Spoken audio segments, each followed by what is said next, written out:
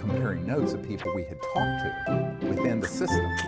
And he had been asked by Secretary of Defense Cohen, C-O-H-E-N, who was Secretary of Defense for Bill Clinton. Bill Clinton, Secretary of Defense, had asked him directly to give him all the actionable intelligence, all the details needed about that landing event of a craft at the Dry Lake Pit in 1956, because he wanted to see that footage.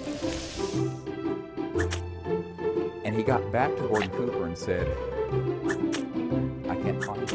It's not accessible. It's in this unacknowledged project in the Secretary of Defense. So there's another person proven out of the loop. So I started making a list of all the people who had been denied access, who by all rights absolutely must know if it's a legal program. Secretary of Defense, President of the United States, CIA Director, on and on and on. Then I end up, a couple years after this, getting invited to brief the head of the Defense Intelligence Agency, General Patrick Hughes. Now, General Patrick Hughes was a man, you'd often see him with Madeleine Albright and Bill Clinton and other people. He was the head of the Defense Intelligence Agency, which is like the CIA for the Pentagon. It's almost as large.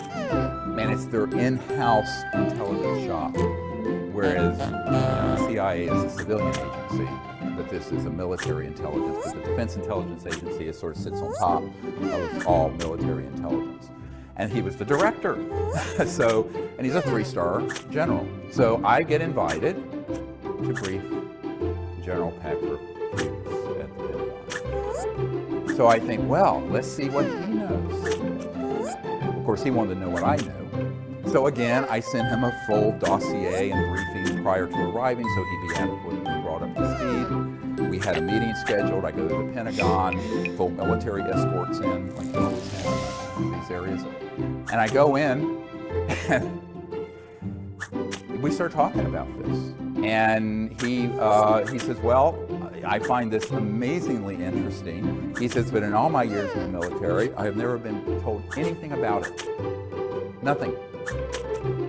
And I said, well, it doesn't surprise me. There are other people in your position. He says, he got up and he went over to a bookshelf. And on it was a little, like you get at a toy store, a little E.T. doll, like about this big. And he grabbed it and he says, this is all I've gotten for my inquiries about this issue through channels. In other words, someone gave it to him as a gag. Now, there was a full bird colonel sitting at the table during this briefing, and I started explaining the way, these particular, and he knew what an unacknowledged special access project was. This is no, he says, but he didn't know about this one. And he wasn't being, he says, well, I can't imagine that there are operations within the Defense Intelligence Agency that know about this, and they wouldn't tell me when I've asked. I said, well, they lied to the president, they lied to the CIA director, and they'll lie to you. And the colonel visibly stiffened. Because I said at that moment, there are people on your senior staff who are tasked with this issue, but they don't want you to know for whatever reason. And this colonel stiffened. And my military advisor and I compared notes later, that guy was on the inside lying to the general. The colonel was presuming the general. Illegal? Yes. Treason? Yes. Happens every single day at the Pentagon CIA. So when you're dealing with an unacknowledged special access project this sensitive.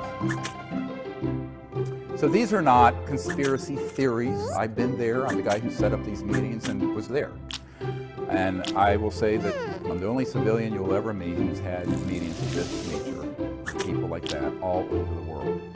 So I wanted to put this on the record. Now, after this, we had about a 15-minute discussion, and then the general told me something very surprising. He says, my father, this is General Patrick Hughes telling me, my father knew of some kind of illegal conspiracy in the U.S. government back in the 50s and 60s, because he apparently was also a very high official, that was so serious, and we thought the old man was a kook, referring to his father. And he says, I thought this would all be nonsense until I got into this office, until I became the head of the Defense Intelligence Agency, and contrast